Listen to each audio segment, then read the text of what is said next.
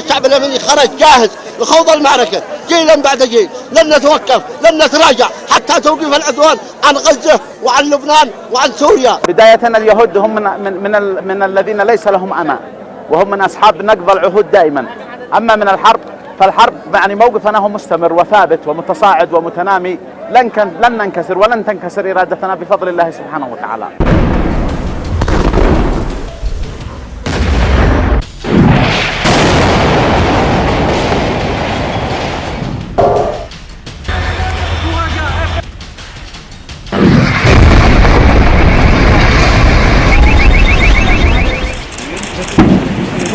طبعا كيان الاحتلال لا يرضى لمفاوضات او لوقوف الحرب الا وهو مهزوم.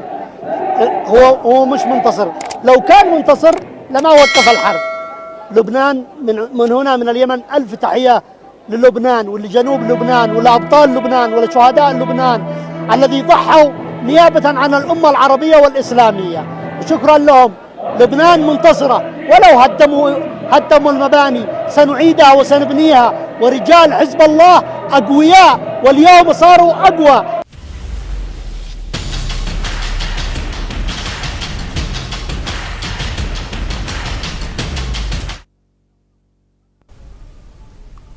As Trump is set to take the charge of the US administration in Jan 2025, tension grips Trump's cabinet. The lawmakers of the President-elect Donald Trump were targeted with bomb threats and swatting attempts. Trump's transition set on November 27th. According to spokesperson Caroline Leavitt, the threats which surfaced were swiftly handled by law enforcement to ensure safety of all individuals involved. However, US President Joe Biden on November 29 said that his administration was working with the FBI regarding the bomb threats.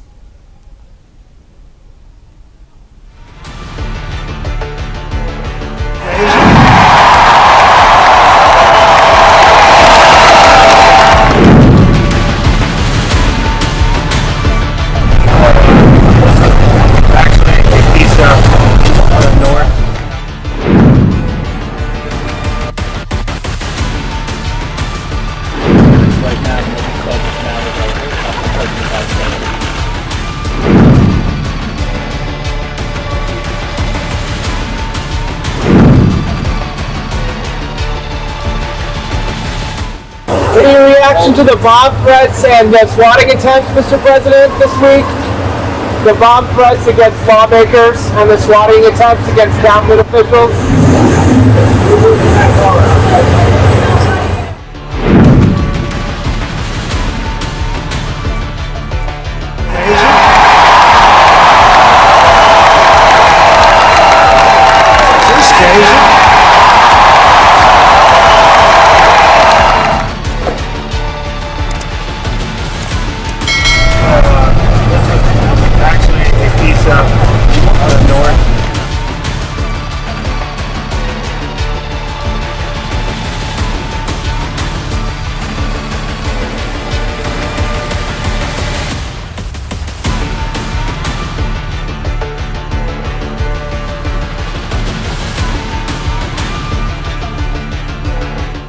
Any reaction to the bomb threats and the swatting attempts, Mr. President, this week? The bomb threats against lawmakers and the swatting attempts against government officials?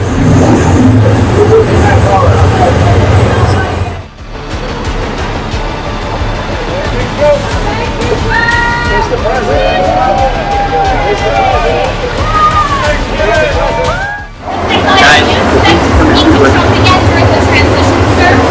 I expect so.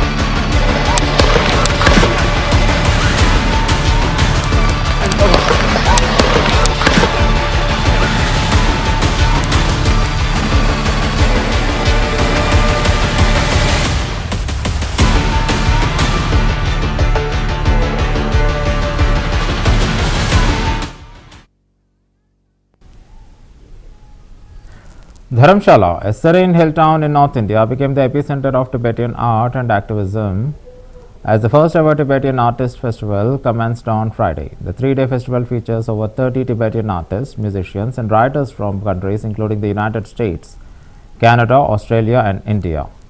The event serves as a platform for Tibetan artists to share stories of their freedom struggle and counter Chinese propaganda through their creative expressions.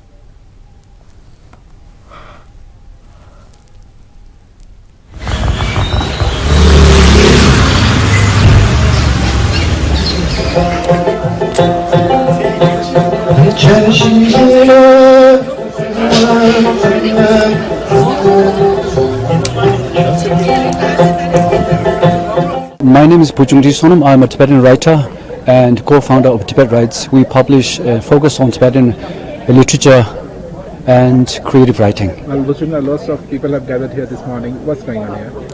This is the first Tibetan Artists Festival that we have organized.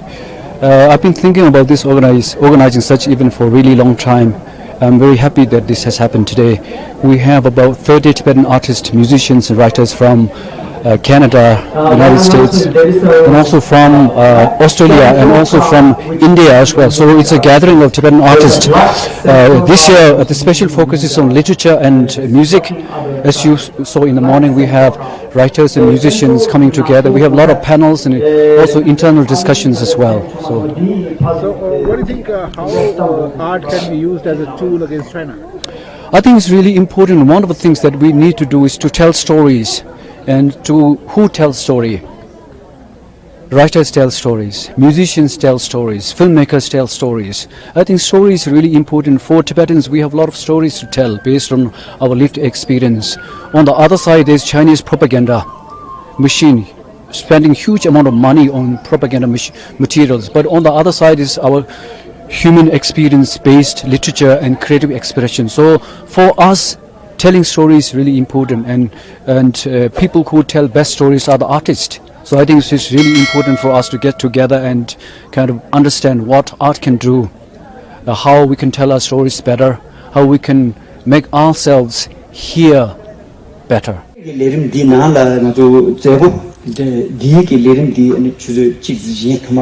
So we used to do readings there, and we had very interesting kind of Tibetan cultural ambassadors. And it's such a precious and rare occasion for us to gather in this way.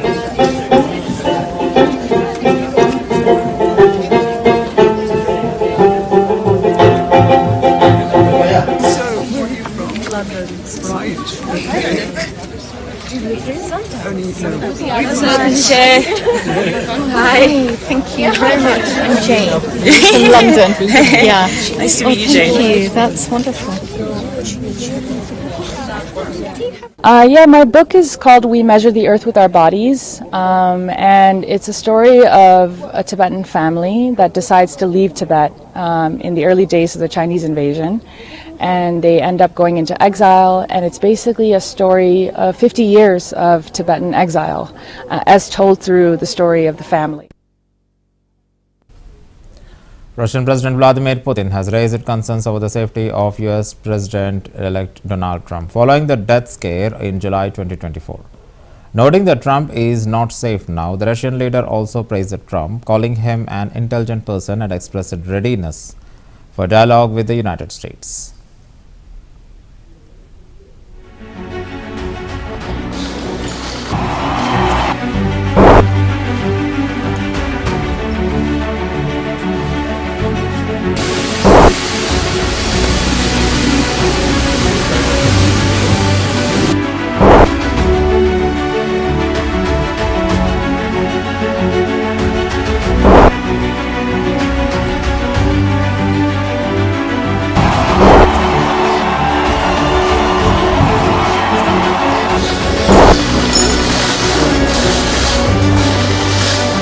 Мы не знаем, о чем разговаривали господин Трамп и господин действующий президент на своей встрече. Мы не знаем. И поэтому комментировать это не будем, это невозможно. Но возможны разные варианты. если действующий президент Байден считает, что он, обостряя ситуацию, повышая градус конфронтации, создает условия для будущей администрации легко выйти из этой ситуации, потому что вновь избранный президент скажет: ну это не я, это же там люди, которые вообще из ума вышли, я к этому не имею отношения, давайте поговорим. Ну, конечно, это вариант. Возможно, версия, что они, действующая администрация, хочет создать для будущей дополнительные сложности, ну, такое тоже возможно. Но насколько я себе представляю, вновь избранного президента, он все-таки человек умный, и достаточно уже опытный, он, мне кажется, найдет решение. Тем более после того, как он прошел такое, скажем, очень серьезное испытание, как борьба за возврат в Белый дом. Меня, думаю, что вас тоже больше всего как бы поразило даже не то, что в отношении Трампа применялись абсолютно не цивилизованные средства борьбы, абсолютно не цивилизованные, вплоть до попытки убийства, причем неоднократного. Кстати говоря, на мой взгляд, и сейчас он не в безопасности. К сожалению, в истории Соединенных Штатов... Да, здесь, а что? В истории Соединенных Штатов были всякие разные случаи. Поэтому, я думаю, что он человек умный, уже надеюсь, и осторожный.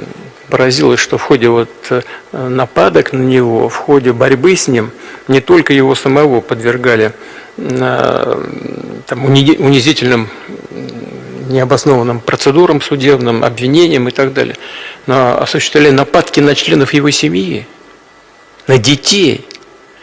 У нас бандиты так не делают. Когда группировки криминальные между собой борются, женщины детей не трогают, оставляют их в покое, борются мужики между собой. А эти трогали, понимаете? Но это настолько омерзительно, что лишний раз подчеркивает все падение сегодняшней американской политической системы. Тем не менее, страна великая, безусловно, мы готовы к диалогу с Соединенными Штатами, в том числе и с будущей администрацией.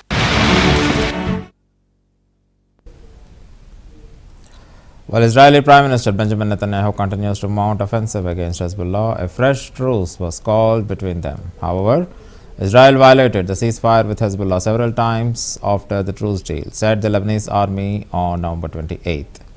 Both sides accused each other of breaching the ceasefire that aims to halt over a year of fighting. As the ceasefire went on hold, the Israeli military released the summary of its action against the Lebanese terror groups in the last 14 months.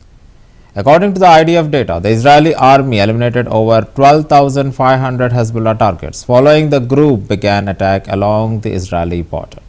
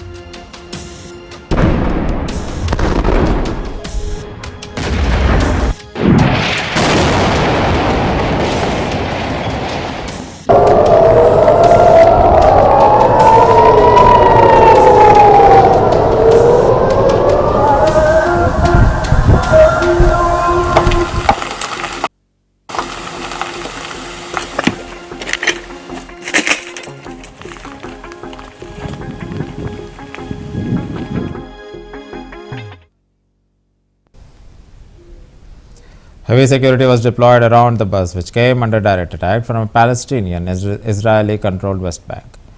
A man opened fire on an Israeli bus, wounded at least 8 people, before he was killed by Israeli troops.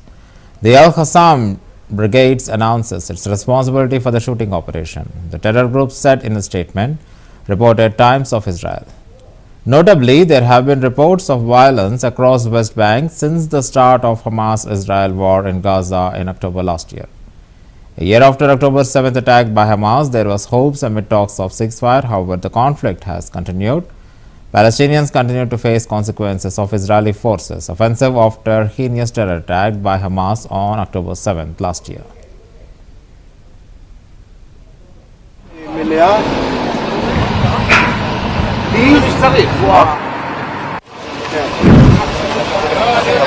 לעצור בצורה מלאה את האירוע הזה אם אנחנו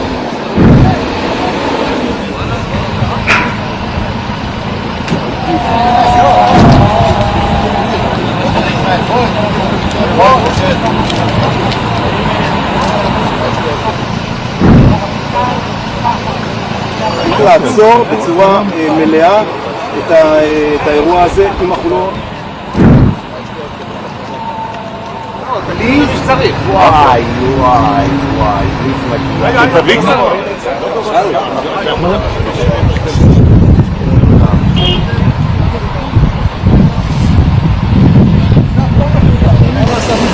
שעושה עבודה נהדרת, אבל לשנות את התמונה. לעצור בצורה מלאה את האירוע הזה. לא, תגיד שצריך. וואי.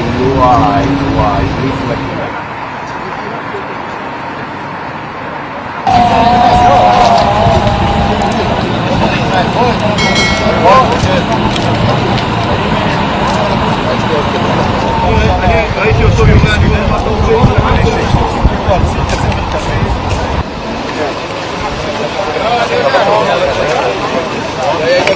לעצור בצורה מלאה את האירוע הזה.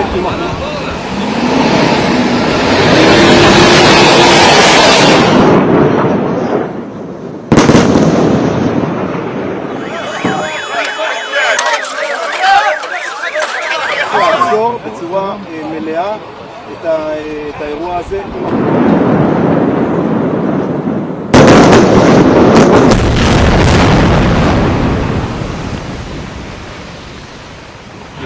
לא, תגיד שצריך. וואי.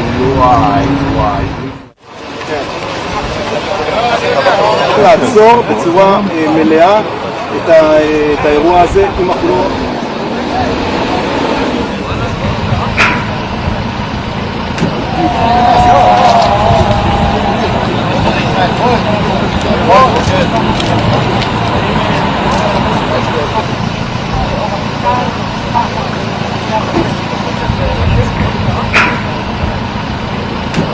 לעצור בצורה מלאה את האירוע הזה אם לעצור בצורה מלאה שצריך. לעצור בצורה מלאה שצריך. לעצור בצורה מלאה את האירוע הזה אם אנחנו לא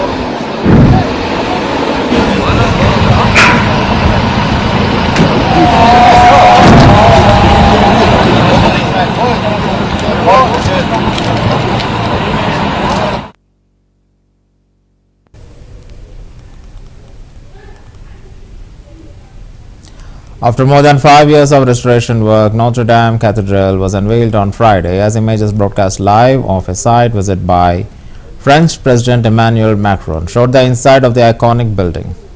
Many of over 1,300 artisans who participated in the restoration project have gathered at the site where Macron thanked them for their work. The restoration of the Notre Dame in Paris after its partial destruction by fire in April 2019 will give the world a shock of hope, Emmanuel Macron has said as he marked medieval cathedral's imminent reopening with a televised walking tour alongside the First Lady. The president was shown around the rebuilt medieval masterpiece by Philippi Villeneuve, the chief architect of the France National Monuments.